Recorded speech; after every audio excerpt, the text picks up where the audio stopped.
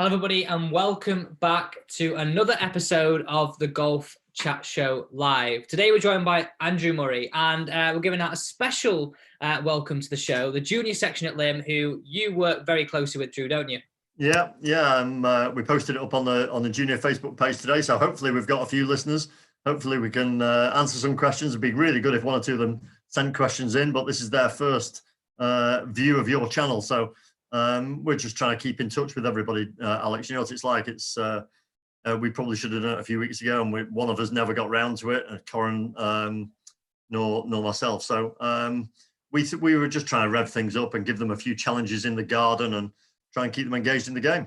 I actually saw, I think it might be Hugo that likes my Instagram post if he's watching now, seeing that he likes him. If it is him, I think it will be. It will be. Hugo's a really good guy. He's really come on tons as well this year. Oh, through the winter. I mean, considering that they've had 4 months of complete and utter monsoon and paddling around in the mud as best as we possibly could. We've not cancelled that many lessons really. And then we come into this weather and everyone's just itching to get playing. So it's a bit frustrating for them all. I bet. Before we get going, I was tidying up a room the other day. Ah, which Open was this? That's when I caddied for Tom, Spanish Open. Oh, brilliant. That was good. Shouldn't have robbed it, so I'll probably get in trouble for showing that. But yeah, you probably will. I've got the Kazakhstan Open one, which I found in my garage yesterday for some reason. I don't know why. I've got the Kazakhstan Open caddy bib, but he shouldn't have half-inched that either, I suppose. I've got the flag somewhere as well. I'm going to get it framed of when Tom won. Got it signed, which is another cool thing. Yeah, brilliant. I want to get into tonight's show, and Andrew Roberts asked this question at the end of last week's show. Patrick Reed, the incident in the sand. What is your view on that, Andrew? Nothing like under the bus. yeah, straight in there. Thanks. Well, I know Andy Roberts, and I have to say there can only be there might be more than one Andy Roberts watching us, but if it's the Andy Roberts from Lymm, he's doing an unbelievable job in keeping everybody revved up there whilst the lockdown. But Andy and everybody else that's interested in that Patrick Reed incident, for those that didn't see it, it was a blatant scoop away of the sand from behind the ball with the back of the sand wedge, not just once but twice. Now you can occasionally, when you're a player, misjudge. There's a bit of a lump of sand behind the ball, and you can just, you're hovering the club above the sand. You can just get it wrong and touch the sand. But that was a blatant scoop of the sand away. And if it remind me, Alex, was it in a waste area or was it in a bunker? From memory, it was in a bunker. It was in a fairway bunker. Yeah. Anyway, either which way, it's completely illegal. You can't improve the lie of the ball. And when he said it was a mistake, you can do it once as a mistake. And when you do it once, you sort of go, you sort of take a bit of a deep breath and you go, oh, crumbs. And then you hit the shot, but then you definitely are 3 inches above the sand, not just half an inch above the sand. And then you would go and obviously tell your playing partner that you touched the sand on the first practice swing, perhaps. But to do it twice and literally scoop some sand away from beneath the ball and therefore improve the lie, absolute no-brainer. Well, what you're going to say then. yeah. I curtailed myself, didn't I? Sorry. Yeah, I mean, it's blatant for me. What do you think his peers think of it? Because he's effectively taking the money off them. Yeah, I mean, it's a strange one, isn't it? I mean, he's not the most popular fella in the world in the first place with his family, let alone with the rest of the golf tour. And he's a fantastic player as well. Lovely, natural action, beautiful to watch play golf. Just the manner in which he plays is slightly questionable sometimes. He plays with a lot of passion, which I really like. Wears his heart on his sleeve, which you can't argue about. I just think that, that just crossed the line. Whether you like him or whether you don't, that just crossed the line big style. Definitely, because from memory, there's been a few instances in the past where it's been questionable and not about his behaviour on the golf course. Yeah. I mean, the one thing that I think not questionable, one thing that kind of showed his passion for the game is when he was like this to Rory, or Rory was like this to him in that massive match. Cup. So and the quality of the golf they played in there, the best quality golf of the Ryder Cup, and it was stunning. And actually, they did. Rory was fantastic there, though, because Rory deflected that brilliantly with a bit of a fist pump, if I remember, as he came off or a knuckle touch off that green when he held it. So Rory was the man for diffusing anything, really. He's fantastic. He'd wanted Rory to do the same back, and Rory giving him a knuckles just was like, oh, is that it? Yeah, absolutely. So getting into another question. Firstly, we need to talk about this on your ginger. What's happened here? Yeah, there's a bit of a story. I'll keep it brief, but I came off a bike. That's what I came off. I've been cycling a lot. I've got a decent racing bike, and I was literally on the way home from the golf club yesterday, 100 yards from home, tried to jump a curb because I didn't want to damage the wheels, obviously, on my bike, and didn't quite clear the curb. And so hit the curb at 0 miles an hour. Wheels weren't turning even as I splat into the curb as I looked around about 9 o'clock in the morning to see if anyone was watching. Fortunately, I didn't see anybody. So if you'd seen it on video, it would have looked quite funny. As it was, it's quite sore. But the reason why I brought it up is I want to get into, you're doing some great work, you and some of the members at Lymm, making sure that the golf club's staying safe. I mean, you're encouraging people to go down and actually visit the golf club, but just stay off the greens, because we saw Walton Heath, which is a very special place to you, place where you won European Tour. Absolutely terrible behaviour of people on motorbikes destroying the place. Yeah, well, there was a video this morning. I think I saw it on social media this morning, posted by Walton Heath, and they copied myself and Ken Brown and a few other players in. And I mean, that was just outrageous, wasn't it? Because the open heathland of the nature of where Walton Heath is, on public land all the way down the left-hand side of the fairways, on certainly the first, I think it was second fairway it was, where that damage was to be. And there was tearing down, I know they said something else then, tearing down there at 40 miles an hour on trekking bikes, motorbikes. So it was motocross bikes. It was outrageous. I mean, I think they did go across the green. It looked like they were going across what was the second green on the old course. Outrageous. And it's public land, and there'll be some damage to some golf courses by some complete morons. There's no question about that. I know the people at Dunham Forest near me, where, in Altrincham and Hale and around there, the public footpaths go through that. Really difficult to keep people to the footpaths, and we don't mind people going on the golf course. That's absolutely fine, and we would welcome it at Didsbury or Lymm or Delamere or anywhere else, so long as you just respect the greens. And we've had a couple of guys picnicking on the greens at Didsbury. They put the sprinklers on, so they soon shifted them. They actually weren't doing any damage, so that's fine. It was the fact that the kids can play in the bunkers. We'll sort the bunkers out. It's just that we don't want them playing football or playing or motocross on the greens. That's all.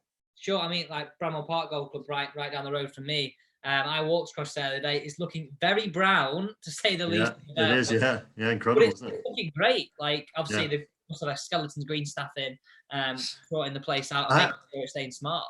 I have to say, yesterday, so there's a few volunteers at Lymm that's been actually Andy's been sorting them out. So we go in twos. If you're from the same if you're not from the same household, you stay obviously more than 2 meters away, which Phil and I do on our bikes in the right and left rough.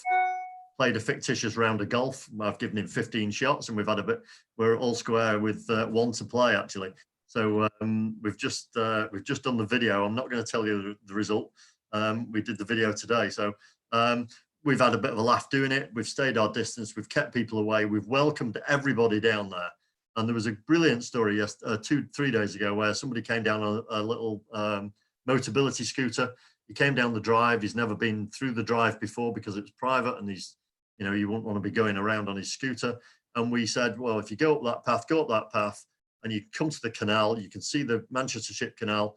And 20 minutes later, we cycled past him, and he was there having a beer, watching the heron on the side of the canal. And he said, this is marvelous. I've lived in Lymm all my life. I've never been up here before.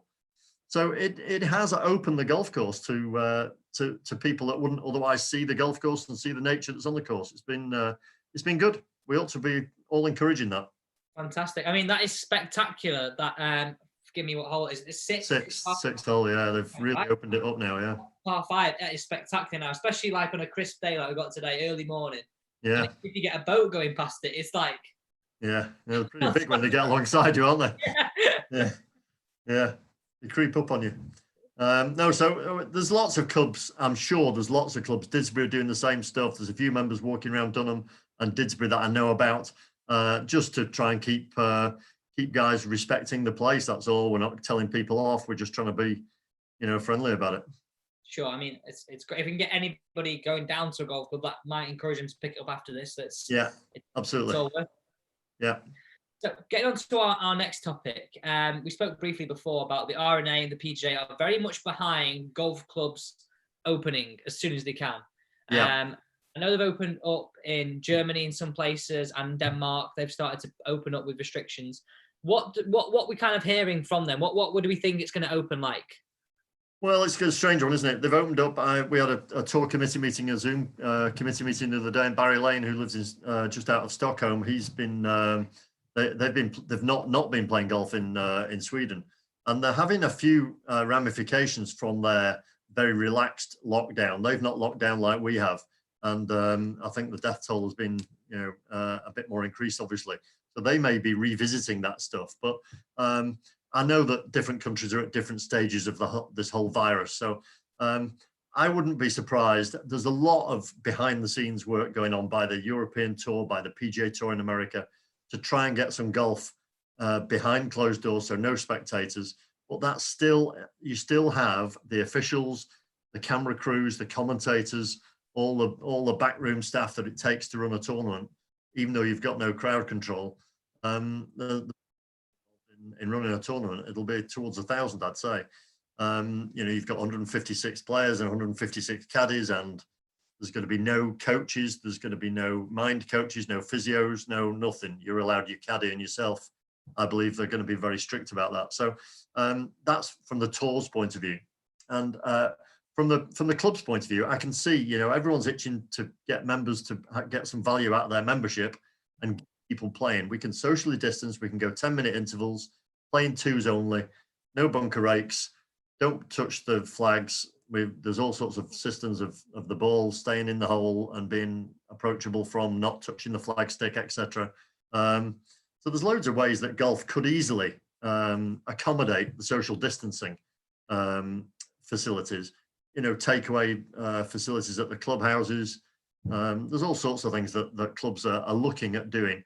They just need the green light that they're able to do it and get people back enjoying sport and enjoying the fresh air and enjoying the sport. But I suppose, Alex, they've got to be careful. They don't prioritize golf over angling, over cycling, over all the other activities that people will want to do. Sure, I totally agree. We just got a comment here from Matthew Bennett saying, my golf club, Cottrell Park, has asked the Welsh First Minister if they can reopen before lockdown, restrictions are lifted, and what measures they have to put in place to assure golf operates safely. So I can't see them personally doing it on one golf club here, that golf club there. It's going to be a blanket decision, isn't it? Yeah, I would have thought it'd be a government decision. When the government say we can open, then we'll open. And there's no pro shop open, and there's they'll have to have somebody taking green fees presumably. So maybe that's one person at the first tee that's policing he's got a card machine. Anyone pays by card, and off you go. Help yourself to a scorecard, and off you go, and you keep people very distanced. 10-minute strict 10-minute starting times, and probably only in twos initially, I'd say. Yeah. Ways that there are definite ways. I know that the guys at Turnberry are looking at ways of accommodating. They're even going 18 to 20-minute start time differences in twos and fours. So there'll be ways of doing it. No buggies, so you're not sharing buggy space. One buggy per person if you're going to use a buggy, I suppose. So they'll try and keep it. They'll try and get it open. Everyone wants to open, just business-wise, let alone anything else. But clubs are going to struggle through this, no question. Definitely. I think the worrying thing is that a lot may struggle beyond coming back, which is a scary thing. Yeah. I think let's just keep our fingers crossed and hope that the members will just get behind them and just give them a bit of breathing space. But of course, we're all under pressure in our own different ways, aren't we? So who knows? Yeah, definitely. I mean, if you look at it, from what I imagine, how I think it should open. Really, I know a lot of people who watch this maybe aren't members of golf clubs, or maybe they are, but I can see it just opening the golf club doors to members to encourage them to pay their fees, keep on with their fees, and maybe no pay and play at all. Because that way you could easily, on the online booking system for members, say, right, 20-minute intervals, you and so are playing. And that way you have to have one person there, doesn't have to do any payments, just basically making sure who's turning up to the tee is that person. Yeah. I mean, there's no question that would be the obvious way to run. Not every club is fortunate enough to have enough members to do that. So some clubs rely on the visitors. So I think they've just got to just suck it and see, really. I think everyone will be gagging out to get playing. And, through all this, maybe golf might, embrace a few more new people to the game, which is what we want. I mean, that's what we want. We want some new blood in the game. And I just hope that golf and golf clubs are a little bit more, I was going to say malleable, to a bit more patient with new people to the game. And drop all those big signs that are outside many golf clubs that frighten the newcomers back, or frighten them in the first place. I think frighten them in. Yeah. Because I was reading before that some golf clubs are having to resort to crowdfunding just to keep them going and keep them surviving. Yeah. I mean, there's that. Yeah, I've heard that a couple of times as well, and that wouldn't surprise me at all. I mean, you've come off 4 months of monsoon, worst rain fall in 4 months first. Well, certainly from November to the end or the middle of March, the worst period of rainfall that we've seen virtually on record. So not many people have played a lot of golf in the winter in the first place.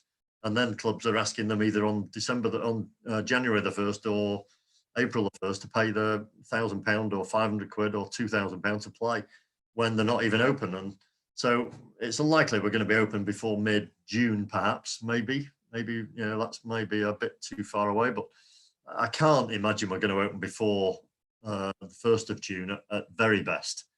No. So you've lost 5 months of membership. So a club's going to give them 5 months free, or I don't know. I mean, the clubs have got to bend with it, and the banks have got to bend with the clubs to, like every other business, Al. It's it's the same as my business, same as yours.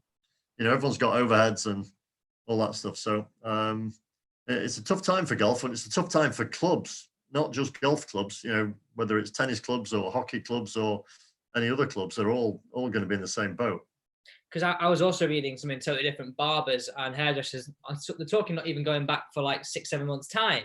Now, if you think of like golf coaches, potentially a golf coach gets quite close to the person sometimes, i.e. a beginner showing the grip. So as golf coaches, we're hopefully they allow us to go and teach, but potentially in a completely different way to what we're used to. Yeah, I think you're going to be being very, by the way, talking of haircuts, I did that myself the other day. What about that? It's all right. That my girlfrit's been on mine. Apparently, it's the best haircut you're all right. You've got someone else to do yours for you. I have to do it on my Jack Jones. Where were we? I think people are just going to, in terms of golf and coaching, they've said no group coaching, haven't they, for a while? The group junior coaching that I do, and I know that you encourage, that's going to be a tricky one to get back in play. I think as long as we get the parents together and we get everyone together, spaced out, and go, right, this is the plan. You've got to stay there. You've got to stay there. You go and kick those balls into a pile, and I'll go and pick them up. And if they keep their own clubs and they don't touch other people's clubs, and we try desperately to keep 2 meters apart, and we're sensible, and they get dropped off, they have the lesson, they go again. They always have great fun picking the balls up, and they're all together. We've just got to avoid all that. Yeah. Which means down to me, I suppose. That ball machine is the favourite bit, isn't it? Yeah, it is. Yeah, get one of the kids on the ball machine a week, and that's it. So it's a different world. I think everyone said the new norm. Yeah, I mean, the new irritating phrase after unprecedented times. Oh my god! If I had a pound, new norm is going to be the next irritating phrase. So on to the next thing. We spoke about this a couple of weeks ago, actually, but again, I'm reading some articles before going live. And this big talk, and we kind of put our opinion on the fact that we don't think the Premier League of Golf is potentially a good thing for European Tour, especially. But this could really accelerate that Premier League of Golf, couldn't it? Now, this whole virus, this whole thing, it could really accelerate that. It could. I think it would be no. It wouldn't surprise me if both the tours, the European Tour and the PGA Tour, are even closer now to sort of staging what is the global tour. I mean, we're already a bit in it, aren't we? We're already got World Championship events across the globe. So, in some ways, I want it. In some ways, I don't want it. But because it's going to take a lot of the European players away, but a lot of the European players are away anyway. So, you know, where does it then leave the European Tour? European Tour is my home, and it's, you know, I feel very close to it still. I don't know. The European Tour would do that as a last resort in some ways, I think, but it may be that the tours are going to just have to bend with everything as well. They're going to have to curtail prize funds. They're going to have to curtail. You know, they're talking about no courtesy cars. There's no driving range balls. There's no. The tour is not going to be the same place going back that it was when they left it 4 months ago, or whatever it was, whatever it's going to be, 3 or 4 months previously. It's going to be a very different European Tour or PGA Tour. They'll try and get together for the majors. It'll be very different. Can you really see the prize funds? Obviously, we know that potentially because of the virus, if they didn't do a world tour, but could you see the world tour affecting the prize funds of the European Tour? Yeah, I think it will, because it'll detract from the Rolex series of events for a start. So all those big major sponsors, you know, whether it's Rolex or Lexus or whoever it is as the main sponsors, they're already in a situation where the tour haven't delivered what is in their contracts to deliver. So to the Spanish Open main sponsor, they've not delivered anything. To the French Open main sponsor, they're already into a situation where, you know, they're in breach of contract for not delivering an event for a certain amount of money. So where did they go from there? Did they say, okay, we'll carry it on to next year? You know, a lot of financial impacts from the main sponsors, let alone from you know, all the supporting acts, if you like, are going to be hit financially, apart from anything else. So they may be not going to decide. Maybe they're going to decide not to spend the 10 million a year on golf. They're going to spend it 2 million on something else. I don't know. It's going to be challenging for sure. And I know the European Tour have got all sorts of plans that they're going to keep the ranking system possibly and possibly not. Are they going to have a tour school? Are they not? Looking like doubtful at the moment, but you know, who knows where the European Tour are going to go, and let alone the PGA Tour and the Challenge Tour, obviously, as well. So it's trying times, and I feel sorry for a lot of the guys lower down the pecking order. I know I'm biased, but the likes of Tom and the likes of Chris Hansen, who's just set up that 2020 tour, and Cheats, who's just done that, done the 1836. For the lesser players, they've not had any opportunity to make any money, and they're already absolutely skint. So the Rorys and the Tommy Fleetwoods and co will survive, but a lot of lesser players have had no opportunity to make a living. And it's not just in golf. Let's forget, it's not just in golf. It's just that golf is action. So it's the same in every other sport as well. It's interesting you say about the lesser tours, because if you think of the fact that the players will be playing for less money in the European Tour, then Challenge Tour will be even less money. And those guys on Challenge Tour have the same expenses as the guys on European Tour and don't get anywhere near as much money at the minute anyway. Well, they're looking towards no promotion and relegation as well. So, I mean, if that was the case, which it probably will have to be, you know, nothing's decided in stone because we're not even back playing yet. So if there's no promotion from the Challenge Tour to the main tour, which is then the normal procedures to get onto the Challenge Tour, there's no tour school. You know, where does it leave the guys that are on the bottom rung of the ladder? It means means they're still there, however they play. So, and apart from, you know, it's a bit of a nightmare for everybody. Let's not mistake, it's everybody's worst nightmare, this, isn't it? Oh, 100%. But you know, you've got to be positive. And what did Captain Tom say? I don't know. What did he say? The clouds will go away soon. I did watch it actually, but I couldn't remember what it said. I think it was more or less anyway, but that remarkable. I mean, I think they're going to have to do, like you said there. If you think of football are talking about the fact that they would have no promotion, no relegation. And I think, and obviously, it's hard for the guys at the bottom in golf, people who potentially started well or not started well, whatever the situation may be. But if you've not had enough events, how can you even say you should relegate? Because the guys who are in that one, that outside the 110, they'd be like, well, I could have gone and won the final event of the year. Like we see all the drama in Portugal, Stephen Brown, to mention that won to keep his card. I mean, didn't you have Stephen Brown on recently? Yeah, I did, yeah. And I thought that another more relative or relevant person, apart from my Tom, who's, Challenge Tour, would be Jack Senior, who got promoted from the Challenge Tour to Main Tour and has made his first year count really well. So he's done brilliantly well. He's made a nice start to the year. I don't even know what position he is, but he's made a nice start. I think he's top 40 on the race to Dubai. And so he's now not moved up, obviously, and therefore hasn't got any tournaments to increase his ranking. Does he keep his ranking and say they don't play till September? Which is pretty, it's fairly genuine opportunity. They might not play till September, in which case he only has 2 or 3 or half a dozen events to go at. It's a minefield. I'm glad I'm not making that decision, but that's why. No. Like Keith Pelley, I suppose, are in the positions they're in. I think whatever decision he makes, someone won't be happy with it. It's going to affect somebody, isn't it? No matter what. Of course it is, yeah. Of course it is. Okay, on to the next topic of conversation. The Woods versus Mickelson, the second match. Now, I want to say it was like $11 million match the last time or something in Las Vegas. Yeah, it was ridiculous. It's meant to happen next month. Will even that go ahead? Like, it's only 2 people, but then you've got to think, when that match was on last time, they were both mic'd up. The crowds were crazy. You had so many TV stations there. It was a big spectacle.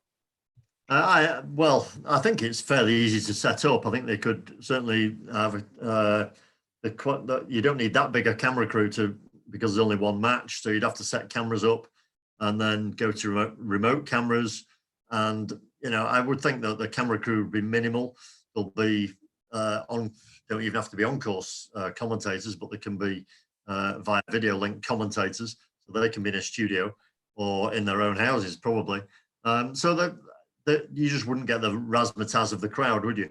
But if they're doing it for the right reasons this year, which they are, absolutely fantastic. Wouldn't it be a blessing to watch some live sport, let alone golf? Yeah, I'm craving some live sport. I've watched enough of Shell's Wonderful World of Golf and Premier League. There's some good ones there, though. There is. I've forgotten who it was. You'll probably be able to tell me. He was using a putter, the one that you get a crazy goal where you hit both sides. He putted one way for right to left and the other way for left to right. I've forgotten his name. I was watching it the other day. Who you took? It wasn't Bob Charles. Wasn't left-hander, was he?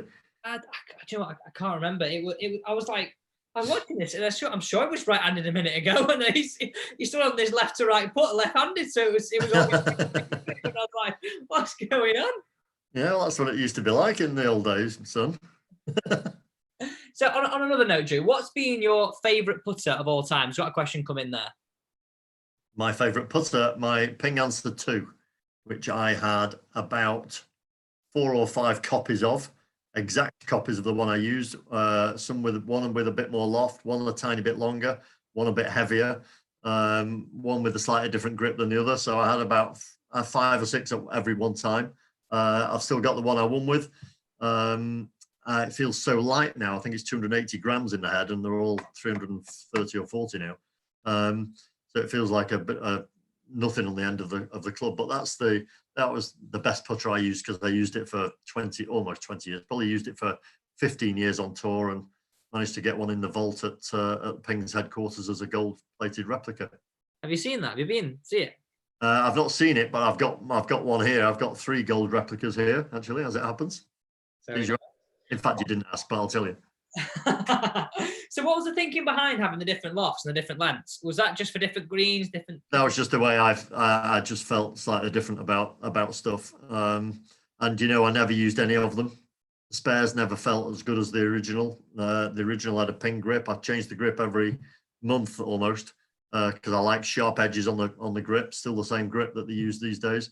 Same the one that Tiger uses. Still uses the Ping pistol grip Tiger, despite all the other manufacturers making copies of it, and he still uses the original Ping. So it was a brilliant grip. And no, I just felt that sometimes my hands were too far forward, or I wanted them further forward than they were, or whatever else.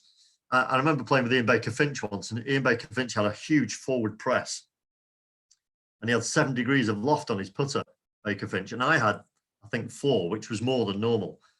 because I was a bit of a popper, I suppose, a bit of a not a jabber, but a popper. And you don't see many poppers these days. I suppose Snedeker is the nearest to a popper. But Gary Player was very much high left wrist and a bit of a popper as well.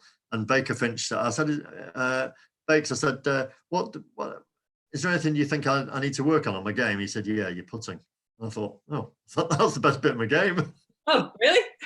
It's not what he said, yeah, he said, you just don't. He said, at the end of the day, you just don't put well enough, do you? Okay. Thanks.